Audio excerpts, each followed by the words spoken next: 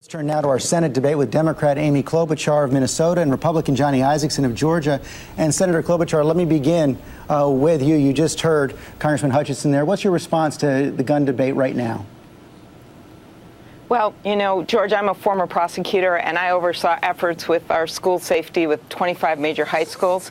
And I have to say that this is part of the equation, that we have to look at this just as we look at all issues and see if there's other things we can do to help local communities with school safety. But we have to go beyond that because we know we can't have an armed guard at every doorway, at every classroom. And so you have to look at the fact that a lot of these mass shootings have taken place in houses of worship. They've taken place in movie theaters. And so looking into the larger debate, as Senator Manchin and other more conservative senators who've been supported by the NRA in the past have pointed out, look at things like high-capacity magazines. Putting some limits on that could be part of the solution, but not the only solution. The background checks. My Republican sheriff was in to see me. We talked about the fact that 19 states have only submitted less than 100 records on mental illness, on criminal backgrounds. That's what we're talking about here, is looking at making sure we go after what seems to be the common thread through these mass shootings, which is people with severe mental illnesses getting hold of guns, and in some points assault weapons, guns that literally can shoot 3 to 11 bullets into one child, which is what we saw in Newton. And I will say, in what we saw in Newtown is one thing, but I also understand in my state, which is a state that loves our hunting and fishing, that we have to do this in a way that isn't going to take the guns out of the hands of our hunters, out of the hands of my uncle in his deer stand. And I don't think that's going to happen if we look at these common sense solutions. But we have an opportunity now to move forward and get all these ideas on the table. And as long as we move quickly, get the ideas together, we're going to have hearings in the Judiciary Committee. I think we have an opportunity to do something. Senator Isakson, are you willing to put those ideas on the table? Well, Ms. Klobuchar just made a very good remark about mental health. That is the common thread that's run through all these school shootings. When I was in the Georgia State Senate in 1995, I was part of the conference committee that wrote the background check law that's available in Georgia today. But she's right, very few of these mental health registries actually work. So we've got to improve that to make sure that common thread no longer exists. But are you willing to consider the other proposals that she just discussed? Broader background checks, a federal background check, some restrictions on high-capacity magazines. I'm happy for a commission to look into every aspect. I want to remind you, George, in fact, I think you were in the White House in '94 when the assault weapon ban passed, and Columbine took place in 1999, 5 years into that ban, which has now expired. So bans alone don't solve the problem. Senator Klobuchar? Well, when you look at what happened in Colorado, where we had there a high-capacity magazine, and you look at what happened in Newtown, both of those situations, and of course it's not going to be the same in every situation, in every tragedy, but both of those involved those types of guns. And if we can do something to limit them, and if we can get some bipartisan agreement, I think we can move forward on that. We had a shooting in Minnesota, a small business, 6 people gunned down with an employee that clearly had a mental illness. Should not have had access to those guns. Every situation is different.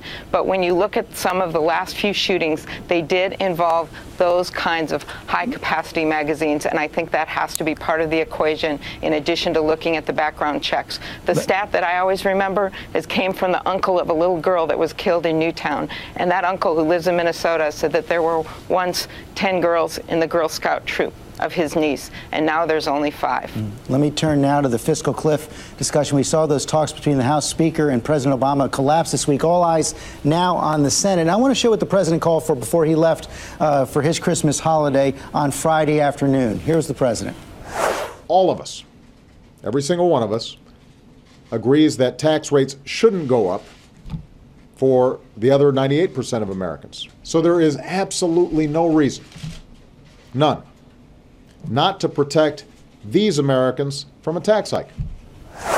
Senator Isakson, he says that every Republican, every Democrat in Washington says everyone earning under $250,000 should not get a tax hike. So he wants to put that on the floor along with an extension of unemployment benefits and some relief from this sequester that's supposed to hit January 1st. Any chance you could support that, Senator Isakson? Well, I felt like the House should have gone ahead and passed Speaker Boehner's bill because it addressed the subject and we'd still be in negotiation. And the president's statement is right. No one wants taxes to go up on the middle class. I don't want them to go up on anybody. But I'm not in the majority in the United States Senate, and he's the president of the United States. If we get down to the end of this year and the only choice we have is to save taxes going up on the middle class, then I would support that. But I wish we would have a comprehensive bill that dealt with spending, dealt with entitlements, and dealt with taxes all together. That's really what we ought to do. But is that still realistic with time so short right now? It's not realistic, but it was realistic December 1st when we had a lot of time. Unfortunately, we've killed a lot of time politically while the clock was ticking. It's time for us to get down to work and do the people's business. Well, Senator Klobuchar, you just heard Senator Isakson say he would support a bill like that if it came to the floor, even though it's not his first preference. Is that what you expect your leader, Senator Reid, to bring to the floor? Well, we have already passed that in the Senate, as you know, George, for keeping the tax cuts in place for the middle class, people making under $250,000 a year. And as you know, if we go back to the Clinton levels for people making over $250,000, we literally save $1 trillion in 10 years. But I will say, Johnny Isakson is a guy I like a lot, and you can see his willingness to talk about things in the middle is what we need in Washington. And the main thing that needs to happen here is that Speaker Boehner and the House of Representatives have to come back to Washington. The Senate is coming back on December 27th. I think most members are used to spending that Christmas to New Year's at home in their home states. It is time to get back to the table. And I hope if anyone sees these representatives from the House in line shopping or getting their Christmas turkey, they wish them a Merry Christmas, they're civil, and then they say, go back to the table, not your own table, the table in Washington, because middle class people shouldn't have their taxes go up an average of $2,000 a year. And we also should start making some meaningful reform on the debt. And I would love to see a bigger deal. I'd like nothing more, and there's always miracles. It's Christmas, miracle on 34th Street. It might take a miracle to get that. On Pennsylvania Avenue. That might take a miracle. But Senator Isakson, you've been pretty confident all year long that this fiscal cliff we wouldn't go off the cliff. The taxes would not go up on everyone. The sequester would not kick in. Do you still have that confidence, or do you think it's a greater possibility right now? I sold houses for 33 years, George. I'm an eternal optimist, but time is running out. And the truth of the matter is, if we do fall off the cliff after the president's inaugurated, he'll come back, propose just what he proposed yesterday in leaving Washington, and we'll end up adopting it. But why should we put the markets in such turmoil and the people in such misunderstanding or lack of confidence? Why don't we go ahead and act now?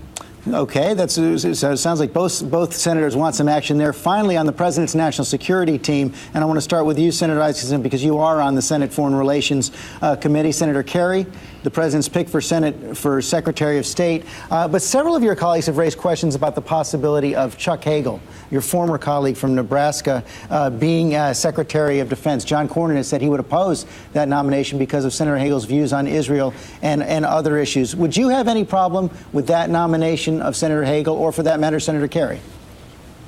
Well, I have no problem at all with John Kerry. I've served with him for 4 years on the Foreign Relations Committee. He's done outstanding work, particularly in the Middle East. He's been a great envoy and a great diplomat for the United States, and I think he'll do a great job as Secretary of State.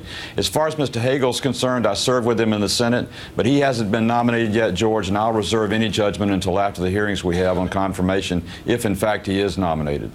Senator Klobuchar, on Senator Hagel, even the top Democrat on the House Foreign Affairs Committee, Eliot Engel, has said that he has severe issues with the possibility of a Secretary Hagel because of what he called his endemic hostility towards Israel. Do you share those concerns?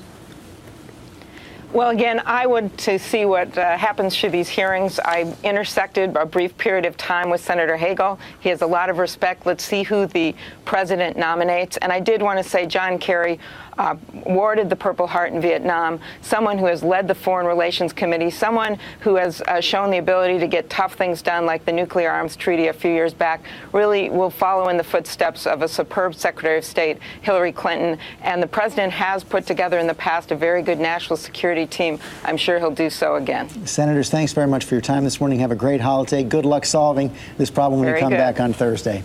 Well, we'll Merry see you Christmas, back George. in Washington soon. Okay. Merry Christmas, Johnny.